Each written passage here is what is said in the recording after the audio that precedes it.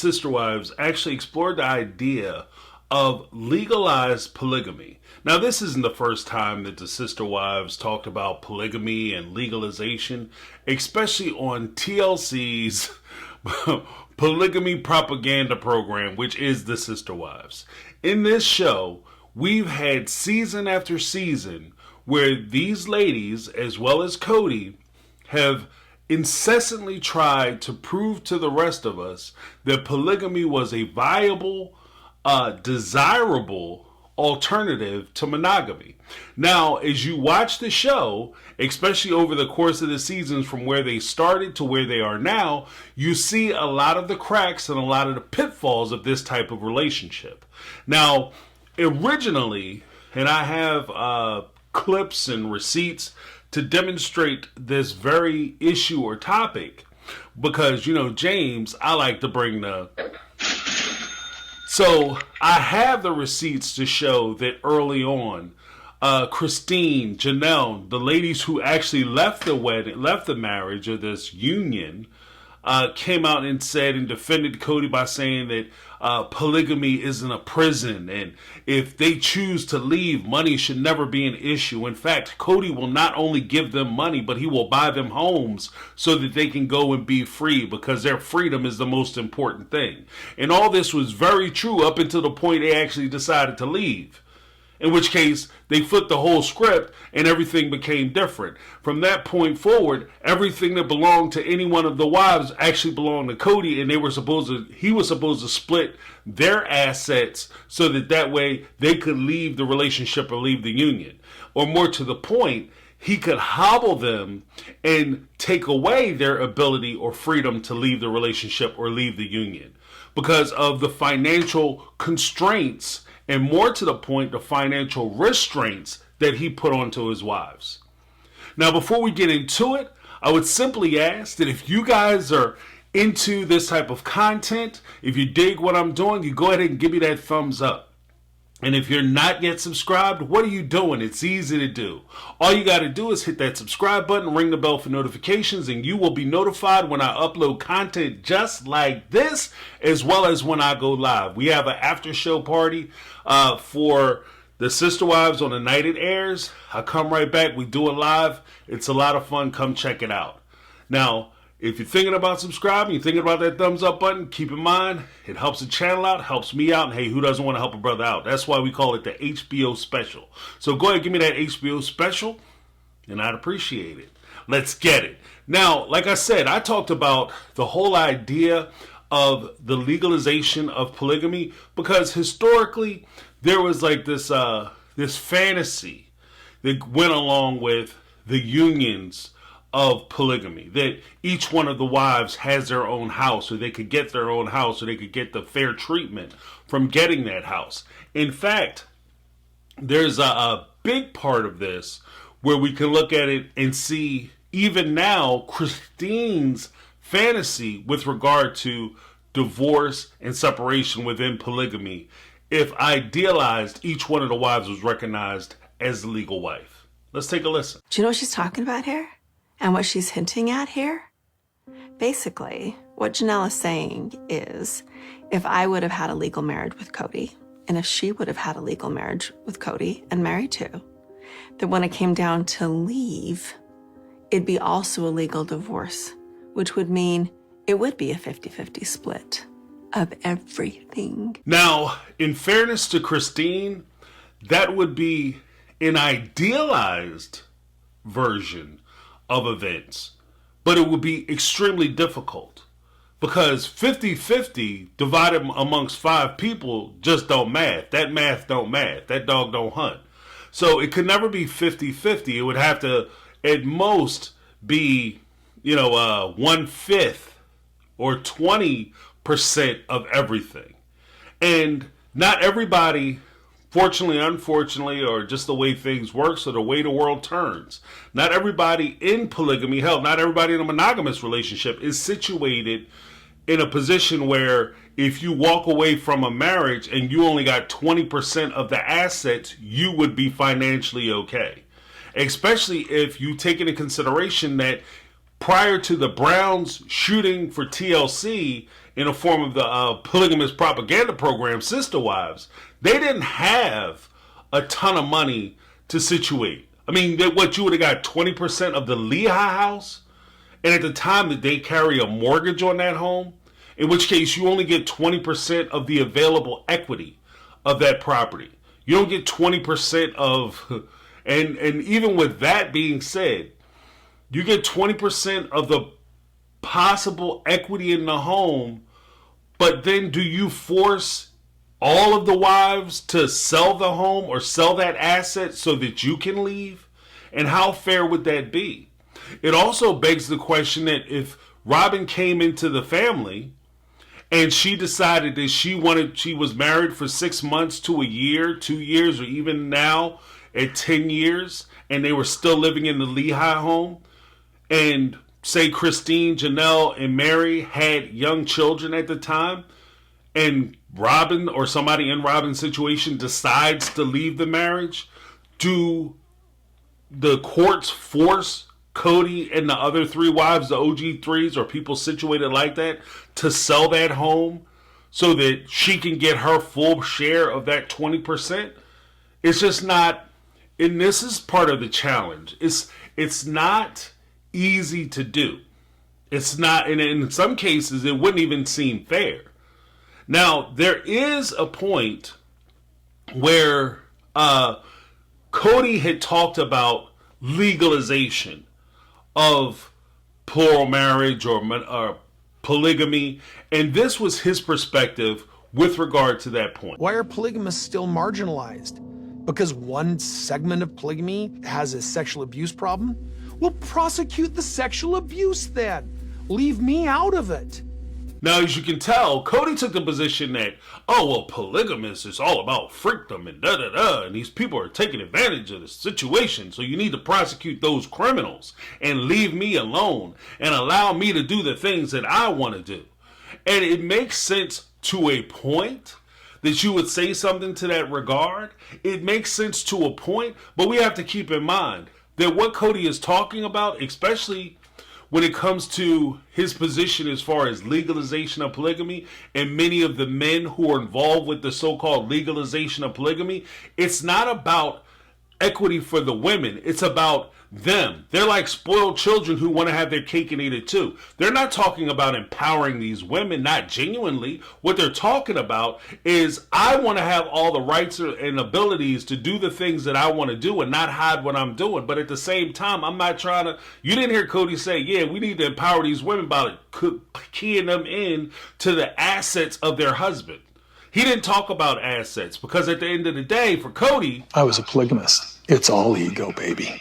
That's right. For most of these polygamous men, it's all ego. It's all about them. The world revolves around them. They are the center of the universe, and they're only concerned with their issues. They're not concerned with their wives' issues, and that's part of the problem. Now, when we look at this whole thing, there is a point where Janelle, during the course of this episode, started talking about the importance of women, and she started to take a stand for her position. And unfortunately, and I hate to say this, but this is a song that these ladies just recently started singing, because again, it was only about 5 years ago that they were sitting down in UNLV lecturing former polygamists and people who are against polygamy that that's not how it is, and I'm a strong, independent woman, and I control my own bank account. I got my own stuff. I don't have to ask Kody for nothing. I got everything I want. And this isn't a shot at Janelle. This isn't a shot at Christine. This is just merely a manifestation of the social pressures that these ladies were under and influenced by. And so when we listen to it, let's listen to the thoughts and machinations of Janelle as she's sitting there contemplating the realities of what she calls the theories of polygamy. In theory, a man can just ghost a wife. He can just stop coming over. He can stop paying any kind of support towards her household. He's not legally obligated, and she can make no legal claim on him. She should have a claim on him financially. They've been married. They've had children together. Maybe there's child support, maybe there's alimony, maybe there's, I don't know. I feel like it would be healthier all the way around if the women and the men felt like they had options. And here's the crazy part. I don't disagree with what she's saying. However, it's not a theory. It's the reality of your situation. The reality of your situation is you're not married to this guy. You don't have any ties to this guy, which is part and parcel and what I think is mostly the reason why this is illegal. Because where you had Joe Darger standing on the steps of the Capitol talking about it's not fair that it's illegal because I pretend to be married and I pretend to say that these women are my wives and we're using our imagination and living in fantasy. Now all of a sudden I'm a felon for my fantasy. The reality of it is the reason why it's a felony is because it lulls these women into a false sense of security. They think that they're okay. Based on 90% of it is based on the insistence of the men that they're married to. The guys who are married to them are sitting there telling them the whole time, yeah, girl, don't worry about it. Everything's fine. We in this together. If you ever want to leave, you can leave anytime you want. I'm going to help you because the money ain't important to me. It's all about you and your happiness. Up until the time she decided she doesn't want to be a part of the family anymore. In which time he turns around and says, look, this money is for the family. Since you're not going to be a part of the family, then you don't get any of the money. You don't get any of the time. If I find somebody who is more interesting to you, somebody who doesn't nag me the way you do, which is her presenting her opinions, her observations, and giving her point of view to the situation or the relationship which he's involved in, if you're going to do those things, then I want to go hang out with somebody who's not going to put pressure on me, not going to ask me for certain levels of responsibility to them or to their kids. I want to have basically the honeymoon stage that Robin kept insisting upon she was having with Cody, which is part and parcel because the serious work was being done at the other ladies' houses. So Robin was allowed to create that respite or that vacation environment for Cody to come over, kick his feet up, and relax in. And that's where you find yourself in trouble because how are you, in Janelle's case, the responsible wife? The wife who's sitting there doing the books, the wife who is worried about the finances. And when she sits there and starts talking to Cody about the finances, Cody, why are we buying you expensive luxury car after luxury car, convertible after convertible? Why are we paying for your Rolex watches? And you have several of them. Why are we paying for your fine clothes? Why are we paying for these vacations? Why are we doing all these things? Why are we paying for expensive houses? And this isn't even getting into the housing, the room and board of housing the family, taking care of the family and paying for basics. This isn't even getting into taking care of the children. And when Janelle is presenting these issues to Cody, all of a sudden she's not fun to be around. So she can be ghosted. She can be ignored. Her children can be ignored. And there's legally nothing that she can do about it. And this is what she's having an issue and a problem with. And I don't disagree with her. But when we look at it, we talk about Janelle's position. And I think she's starting to come around to the realization that polygamy might not be as fruitful as she once thought it was. She's not quite there yet because she had this to say when she was talking about power and stature for these young ladies and empowering these ladies to have the ability to self-determine for themselves what's going to happen in their lives. Let's take a listen. I really feel strongly that women should all be empowered in plural marriage with financial choices, with financial power, with claim on their husband's estates, because I think that would level the playing field like... So if we were all legally married, the courts would divide the assets based on the relationships. Now, ideally, that would make sense. Ideally, that would make sense. That they would divide the property based upon certain relationships. However, what relationships do they base it on? In Janelle's case, a little easier. Because she was a major breadwinner in the home. She brought a lot of the financial stability to the home. So she could claim all the money that she brought in. The numbers are the numbers. And it would be easy for her to say, well, look, during the course of X amount of years, I brought in X amount of dollars and I used these dollars to be able to pay for bop, bop, bop, bop, bop. And this is where my money went. And so therefore, anything I contributed to financially, I would expect at least a portion or a strong apportionment of my contribution back as I leave this relationship. Okay, maybe a court would do that. However, what about somebody like Christine? In Christine's case, she didn't necessarily bring a whole lot of money to the finances as a contribution to the family, but what she did was she provided her contribution to the family was more or less something that is intangible, something that you can't put a price on per se. For her to be able to sit there and babysit the children, maybe you could charge her for babysitting. What would you pay for babysitting or child care during the course of these many years? That could be a substantial sum. However, when you look at it, does that really cover it? Because if she says, okay, I was just doing we'll give you the base pay of a babysitter, that doesn't cover the cost and expenditure of her always having to keep a fully stocked fridge because everybody was coming to her home to eat. It doesn't cover the time when she went to events. And nor does it cover the fact that in her case, she considers herself to be the mother of Janelle's kids. So you were taking care of kids that you thought were yours as well, and that you claimed as yours. And now you want to be compensated for it. And that becomes a problem. And one of the bigger issues that I have with this whole thing actually goes to something I heard a long time ago. If you genuinely think about it, locks are made for honest people. Locks are not made for thieves. If somebody wants to break in your house, they'll figure out how to get into your house. In my home, I have really good locks on my door. I have nice thick doors and all that good stuff. But next to, in the front and back of my home, I got big, huge picture windows. So entry into my house is literally a rock away. Like, you don't even have to bring tools. You can just look around the yard, find a rock.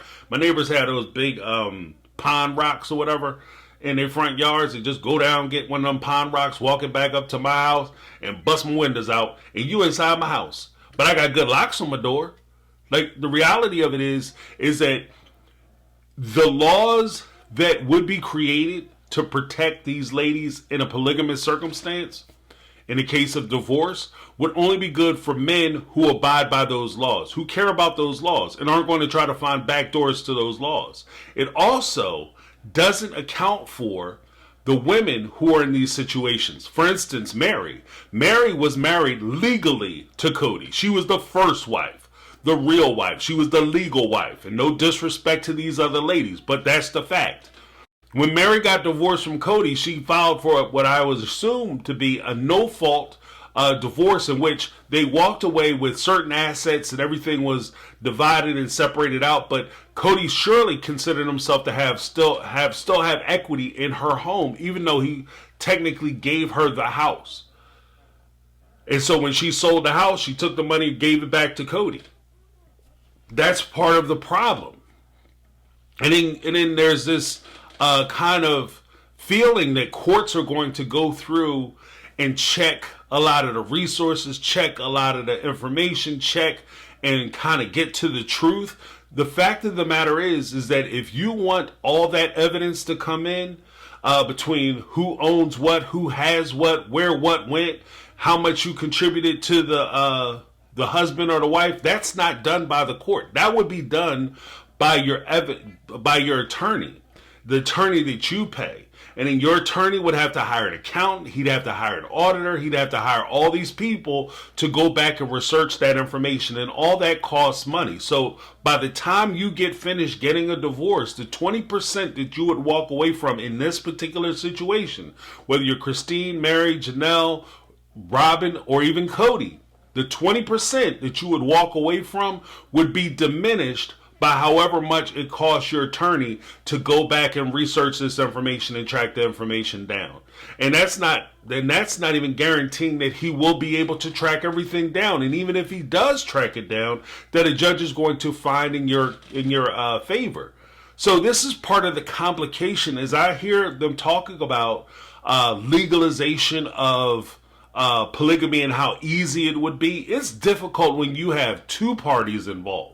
When you have a monogamous relationship and people get divorced and you have husbands or wives trying to hide assets. I couldn't imagine how difficult it would be when you have an institution that's been in existence for however long, as long as the John Smith and all them guys been running around.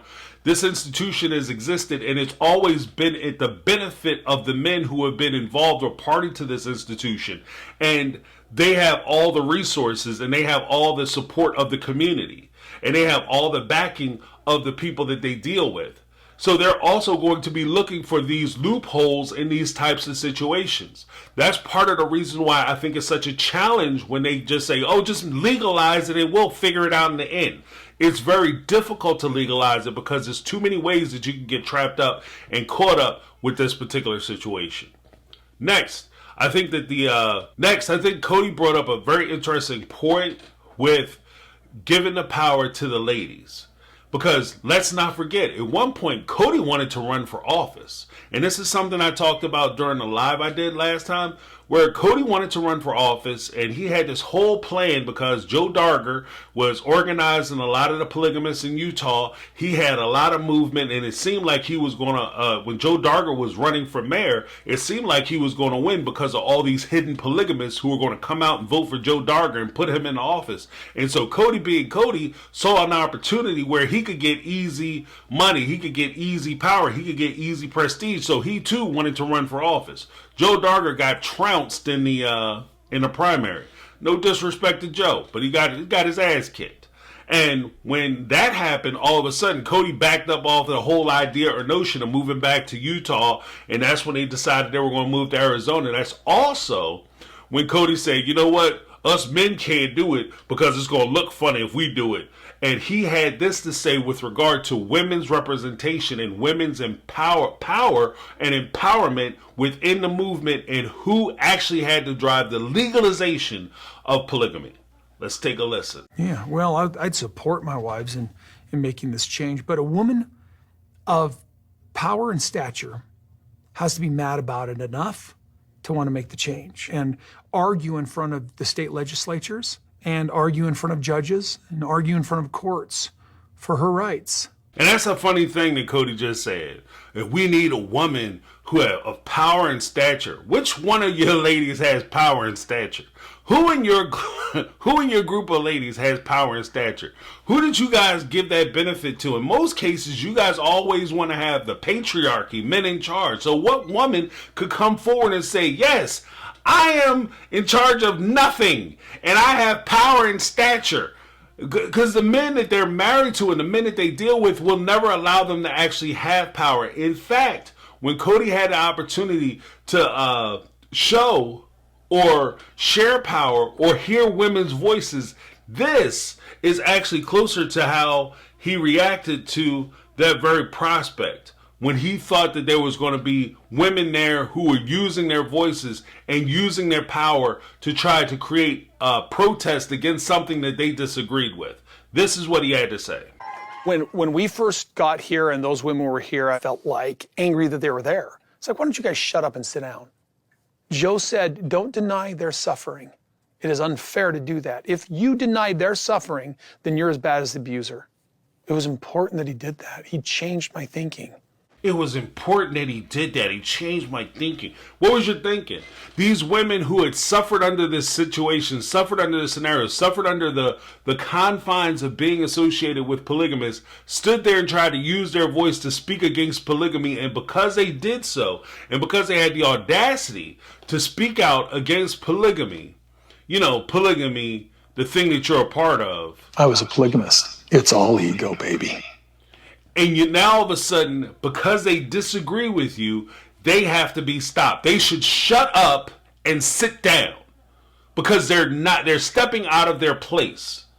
They're not acting as though they're acting as though they have a right or something. They have some ability to say what they want to have said and for us to hear what they have to say and what their complaints or their concerns are. If they disagree with me, then they should shut up and sit down.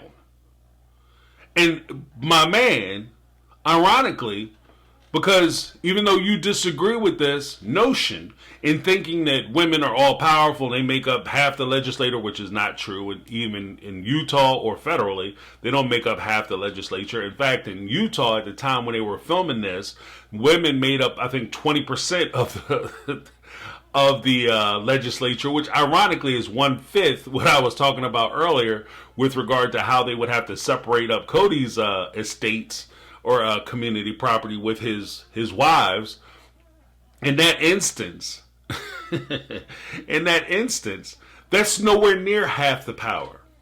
And because the system is the way the system is, if they brought up women's issues, things that affected women directly and things that need to be addressed on women's behalf, half the legislature, the other 80% of the legislature, would look at those ladies, those women of power and stature, and have the same opinion that Cody had. Shut up and sit down.